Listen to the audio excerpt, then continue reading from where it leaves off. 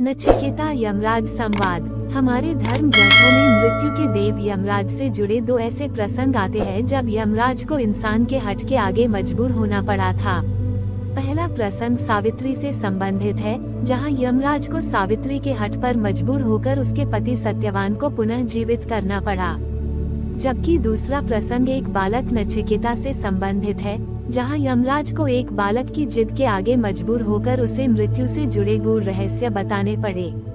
हम आपको यमराज और सावित्री के प्रसंग के बारे में पहले बता चुके हैं। आज हम जानेंगे यमराज और नचिकेता से जुड़े प्रसंग को और उनके बीच हुए संवाद को। नचिकेता की कहानी का सारांश। नचिकेता कौन था? इस प्रसंग का वर्णन हिंदू धर्मग्रंथ कठोपनिषद में मिलता है। इसके अनुसार नचिकेता वाजश्रवस उद्दालक ऋषि के पुत्र थे। एक बार उन्होंने विश्वजीत नामक ऐसा यज्ञ किया जिसमें सब कुछ दान कर दिया जाता है। दान के वक्त नचिकेता ये देखकर बेचैन हुआ कि उनके पिता स्वस्थ गायों के बजाय कमजोर, बीमार गायें दान कर रहे हैं। नचिकेता धार्मिक प्रवृत्ति का और बुद्धिमान था। वह तुरंत समझ गया कि मोह के कारण ही पिता ऐसा कर रहे हैं। पिता के मोह को दूर करने के लिए नचिकेता ने पिता से सवाल किया कि वे अपने पुत्र को किसे दान देंगे। उद्दालक ऋषि ने इस सवाल को टाला, लेकिन नचिकेता ने फिर यही प्रश्न पूछा। बार बार यही पूछने पर ऋषि क्रोधित हो गए और उन्होंने कह दिया कि तुझे मृत्यु यमराज को दान करूंगा।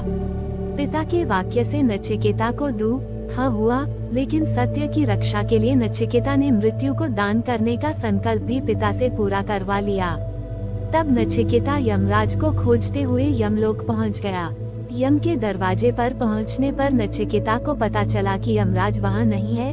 फिर भी उसने हार नहीं मानी और 3 दिन तक वहीं पर बिना खाए पिए बैठा रहा। यम ने लौटने पर द्वारपाल से नचिकेता के बारे में जाना तो बालक की पितृभक्ति और कठोर संकल्प से वे बहुत खुश हुए। यमराज ने नचिकेता की पिता की आज्ञा के पालन और 3 दिन तक कठोर प्रण करने के लिए 3 वर मांगने के लिए कहा। तब नचिकेता ने पहला वर पिता का स्नेह मांगा, दूसरा अग्नि विद्या जानने के बारे में था, तीसरा वर मृत्यु रहस्य और आत्मज्ञान को लेकर था। यम ने आखिरी वर को टालने की भरपूर कोशिश की और नचिकेता को आत्मज्ञान के बदले कई सांसारिक सुख सुविधाओं को देने का लालच दिया, लेकिन नचिकेता को मृत्यु का रहस्य जानना था।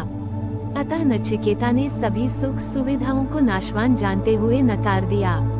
अंत में विवश होकर यमराज ने जन्म मृत्यु से जुड़े रहस्य बताए। आइए अब हम जानते हैं कि नचिकेता ने यमराज से क्या सवाल किए और यमराज ने उनका क्या उत्तर दिया।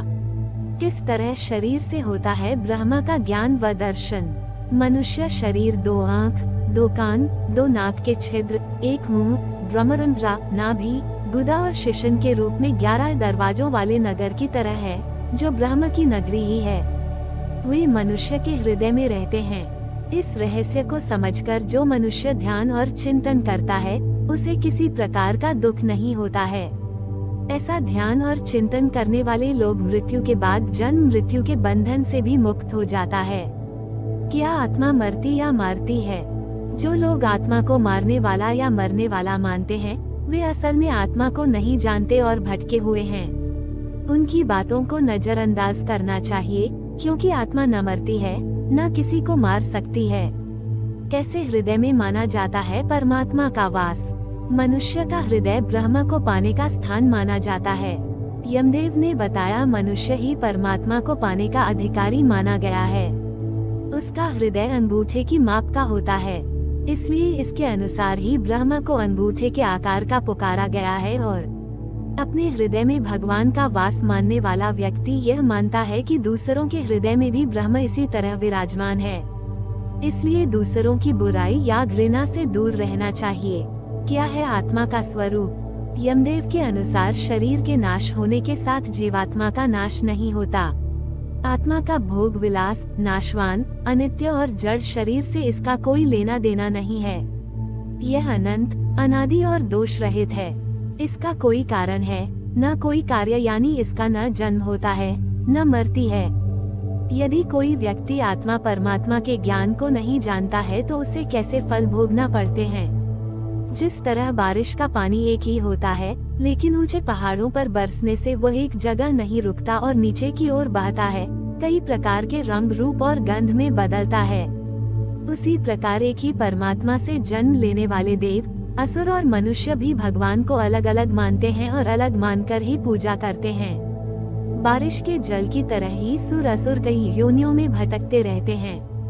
कैसा है ब्रह्मा का स्वरूप और वे कहाँ और कैसे प्रकट होते हैं?